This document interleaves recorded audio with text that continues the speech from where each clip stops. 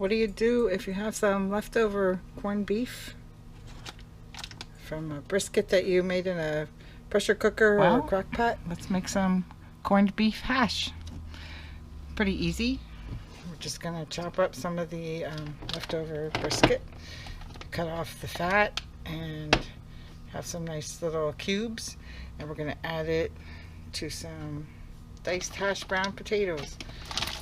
Do it the easy way. You can make your own potatoes, but I just bought a bag of diced hash brown potatoes.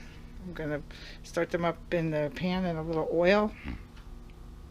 And as they're frying, I'm going to throw in the chunks of corned beef. While the oil is cooking a little bit, I'm going to add some fresh onions also. Let's get this cooking.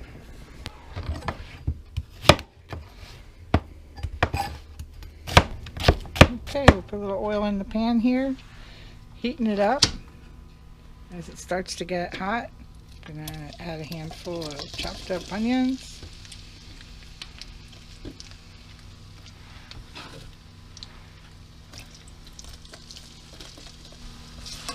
Get them sizzling.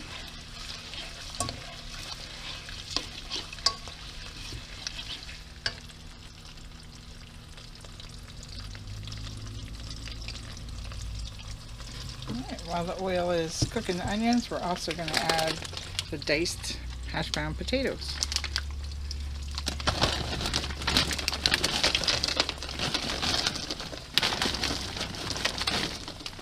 I have a 32-ounce bag here of the potato cubes, and I'm going to add about a third of a bag. Get them cooking in the oil. While that's cooking, we're going to chop up the meat.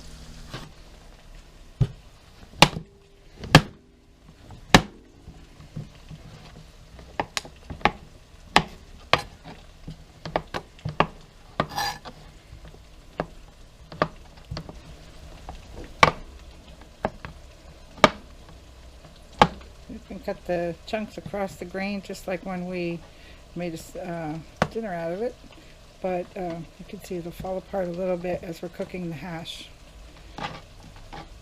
Keep all that nice peppery bark on there. Nice long grain. Just going to cut through that and let it fall apart on its own while we're cooking.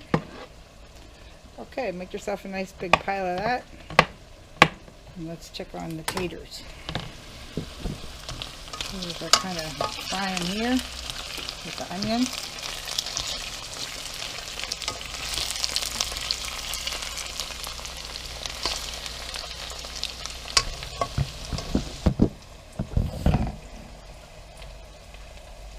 There's a nice big chunk. See, it still has its peppery outside. We're going to take advantage of those flavors and put them in the hash. We cut against the grain here, as I'm showing you. It will all start to fall apart when you start stirring it in the hot oil and potatoes. So you can just leave it a little bit chunky or let it break apart.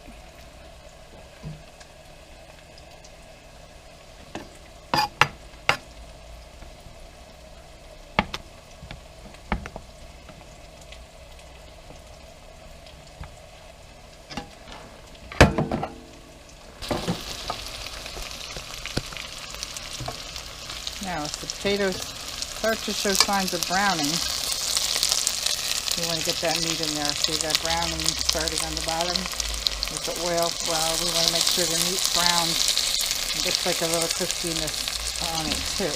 And handfuls of this chopped up corned beef. Chopped up corned beef.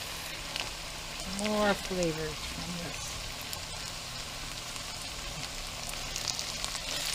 This was originally 2 pieces here from Rick's Corned Beef Wars.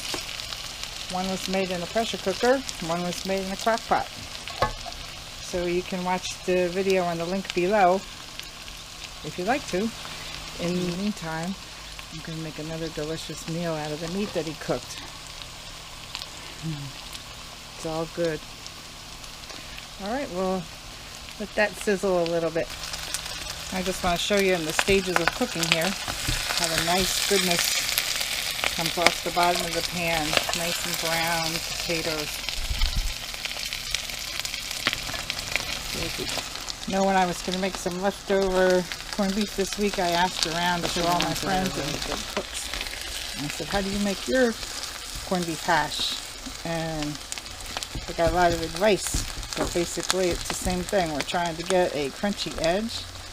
And as Kim says to me when she makes hers, she tries to get the potatoes a little bit mushy together to hold it all together. And then go on with the crunchy outside. That's a good way to put it into words. Okay, we're finishing up here. Nice golden goodness there. As we take it out of the pan, we'll flip it one more time and get the nice brown crunchy bottom. And put that right into a serving dish.